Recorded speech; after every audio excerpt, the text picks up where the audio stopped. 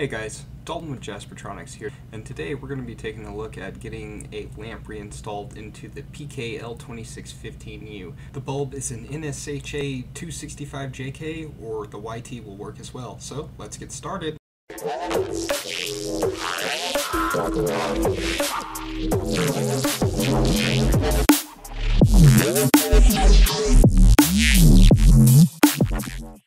Okay guys, in order to get this lamp installed into the housing, the first thing we need to do is actually disassemble the housing a little. We're going to have to take off this one screw right here in order to take off this little bottom piece. It'll just kind of slide off at the top here.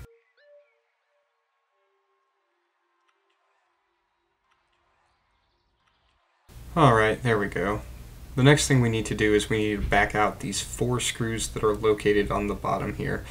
We've got this one in the top right as well as 3 more that I'll show you here.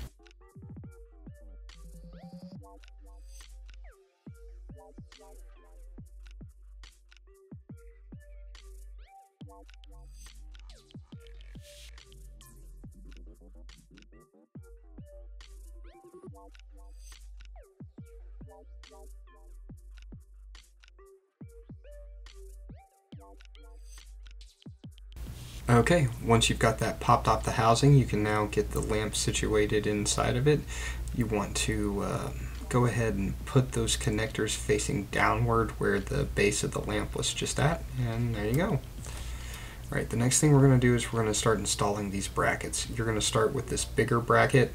There's going to be 2 different size brackets, one slightly bigger than the other. Use the bigger one to start out with. It's going to go along the bottom there. Alright. You're going to kind of want to work your way around the lamp, putting these brackets on and putting the screws in as you go. The bigger brackets are going to go on the top and bottom of the lamp housing where the 2 vents are at, whereas the smaller brackets are going to go on the sides.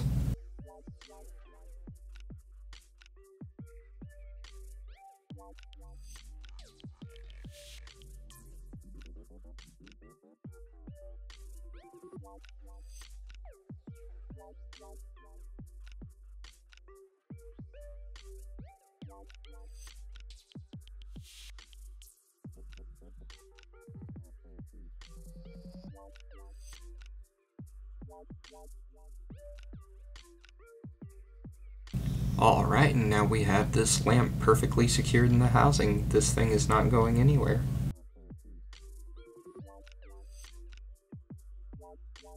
The next thing to do is to just reattach the base of the housing.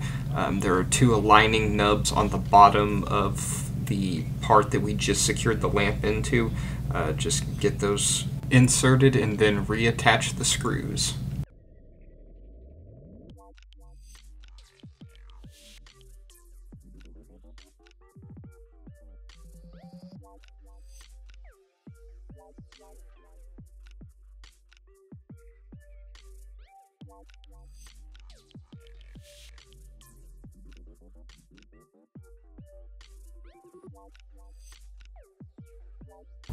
The next thing to do is to get this little cover piece reattached with the singular screw.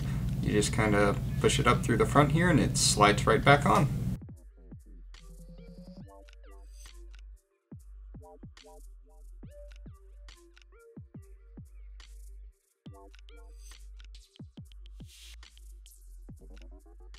The last thing to do is to get this connector placed back in its little slot on the housing, and then to put on the connector wire cover. This is just held in with 1 screw, and it's got 2 little plastic nubs on either side of it to help you line it up.